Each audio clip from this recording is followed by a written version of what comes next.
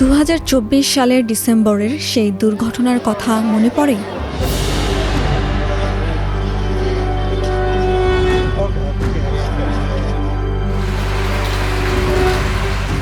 ঢাকা মাওয়া এক্সপ্রেসওয়ের Dhaleshwari toll প্লাজায় ঘটেছিল সেই ভয়াবহ দুর্ঘটনা। বাসের ধাক্কায় দুমড়ে মুচড়ে যায় মাইক্রোবাস, প্রাইভেট কার ও মোটরসাইকেল। নিঃস্ব হয়ে যায় তাদের পরিবার।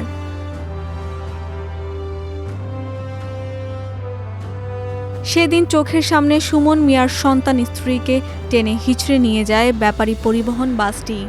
ঘটনার পরে বছর দেড়েক পেরিয়ে গেছে, কিন্তু সেই ভয়াবহ দুর্ঘটনা যেন আজও তাড়া করে বেড়ায় সুমন মিয়াকে।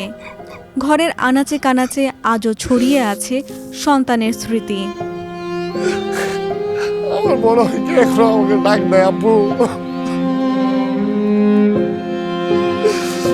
ওর সবকিছুই আমার মনে পড়ে। ও অনেক আল্লাহ তাআলা ওর অনেক বুদ্ধি জ্ঞান দিছিল। ও সবসময় বাইরের থেকে আসার সময় আমি যদি বাসায় উঠি তখন আমি মনে করি যে দোকানে যাই, কিছু নেই, কিন্তু কার জন্য নিব। এখন আমার প্রত্যেকটা মুহূর্তে কষ্টে কাটতেছে। আমি হাঁটাচলা করতে পারি না। এই অ্যাক্সিডেন্টের পরে ওরা তো মারা গেছে, একসাথেই ছিলাম আমি। তা আমিও ভালো একটা ইনজুরি হয়েছি, যদিও আল্লাহ আমাকে বাঁচায় রাখছে।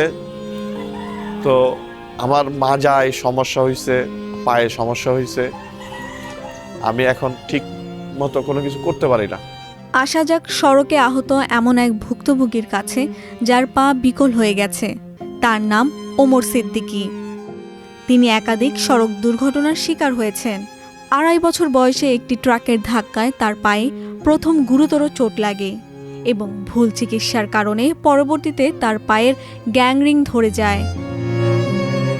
সেখান থেকে সরে উঠলেও জীবনের বড় ধাক্কা খান উচ্চশিক্ষার পথে। ভর্তি হন মেডিকেল কলেজে।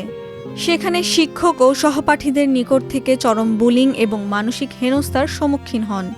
2019 সালে মেডিকেল শিক্ষার্থী থাকা অবস্থায় আবারও দুর্ঘটনার শিকার হন। তারপর তাকে প্রায় 18 থেকে 19টি সার্জারি করতে হয়। সেখানেই থমকে যায় ওমর সিদ্দিকীর জীবন। বন্ধ হয়ে যায় মেডিকেলের পড়াশোনা। আমার নিজ এলাকা থেকে আজ পর্যন্ত কেউ কোনোদিন কোনো মেডিকেলে যাইতে পারে না। আমার কাছের লোকজনে বলছে যে তুই পড়ালেখা করে কি করবি, তুই তোর বাপে যতটুকু জমি জাতি আছে ওইগুলো বিক্রি করে কোনো একটা ব্যবসা করে খা, তোর দ্বারা তো কোনো কিছু হবে না, পড়ালেখা করে কি করবি। আমি এখনো যখন মেডিকেলে যাই, আমি এখনো স্বপ্ন দেখি যে আমি মেডিকেলে ব্যাক করবো। তাদের এখনো কথা যে তোর মেডিকেলে যাওয়ার, তুই মেডিকেলে যাই কি করবি, তোর দ্বারা সম্ভব না। আমি একটা স্কুলেও জব করছি, প্লাস কিছু টিউশনই করছি, অ্যান্ড লাস্টে একটা শিপমেন্ট কোম্পানি, রাত যখন শিপমেন্ট হইতো তখন ওনাদের ওইখানে শিপমেন্টের সকল পেপারগুলো রেডি রাখতাম। অসহায় হয়ে পড়া ওমর সিদ্দিকী এখনও জেলা উপজেলা প্রশাসনের কাছে আবেদন করেও কোনো লাভ হয়নি। এখনও কোনো ক্ষতিপূরণ পাননি। ওদিকে সুমন মিয়ার দুর্ঘটনারও বছর দেড়েক পেরিয়ে গেছে। এখনও আদালতের দ্বারে দ্বারে ঘুরছেন বিচার পাবেন বলে, কিন্তু তিনি জানেন না আদৌ সে ক্ষতিপূরণ তিনি পাবেন কিনা। একই অবস্থা ওই দুর্ঘটনার শিকার অন্যান্য পরিবারগুলোরও। গভর্নমেন্ট হসপিটালগুলোতে যেন অপারেশন করা ইজিলি সহজ করে দেয়, এক ওষুধটা যেন অ্যাভেলেবেল করে দেয়, আর যাদের আসলেই নিডি তাদের পাশে যেন দাঁড়ায়, তাদেরকে যেন এত হ্যারাসমেন্ট না করায়। যেমন বিভিন্ন অফিসে, আমি আজকে এই অফিসে গেলাম, কালকে অফিসে গেলাম, প্রত্যেকটা অফিসে শুধু ঘোরাবে, এই কাজগুলো যেন না করে। এখন আমরা সরকারের কাছে এটাই, যে এটা তদন্ত করে এটা সুস্থ বিচারটা করুক সরকার। আর এই সরকারের প্রতি অনেক আস্থা আছে যে এই সরকার এই বিচারটা সুস্থভাবে করবে।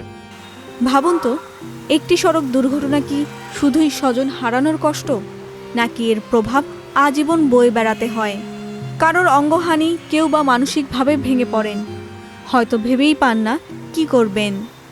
এই রোড ট্রাফিক অ্যাক্সিডেন্টটা শুধুমাত্র একটা সাময়িক জ্বর সর্দি কাশির মতো রোগ না যে আমরা চিকিৎসার মাধ্যমে পুরোপুরি সুস্থ হয়ে যাবে, বরং এটা দীর্ঘমেয়াদী একটা বার্ডেন আমাদের পরিবারের জন্য, আমাদের সমাজের জন্য, আমাদের স্বাস্থ্য ব্যবস্থার জন্য।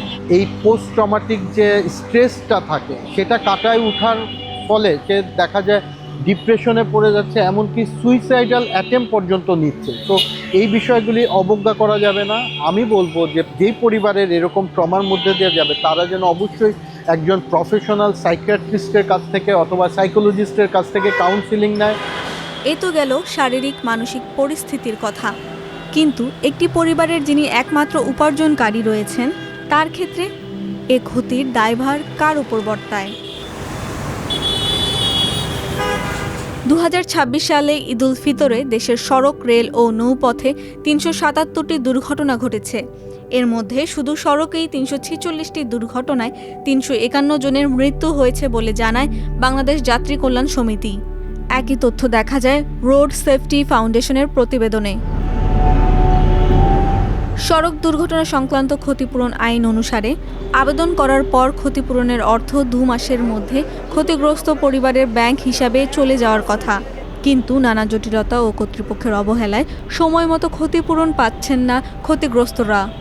যিনি সড়ক দুর্ঘটনায় শিকার হলেন তিনি তার জীবদ্দশায় আরও কত বছর কর্মক্ষম থাকতে পারতেন, তার আয়টা কত হতো এবং তার পরিবারের যে সদস্য আছে সব কিছু নিয়ে তারপর কিন্তু ক্ষতিপূরণটা নির্ধারণ করা হয়।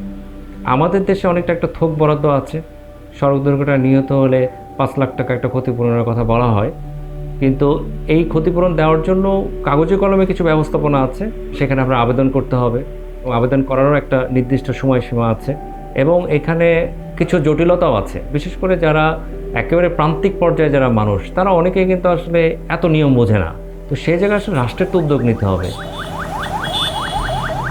সড়ক পরিবহন আইন 2018-এ নিহত বা আঘাতপ্রাপ্ত হয়ে মারা গেলে ভুক্তভোগী ব্যক্তির পরিবার ক্ষতিপূরণ হিসেবে 5 লাখ টাকা পাবেন। গুরুতর অঙ্গহানি হলে ভুক্তভোগী ব্যক্তি পাবেন 3 লাখ টাকা।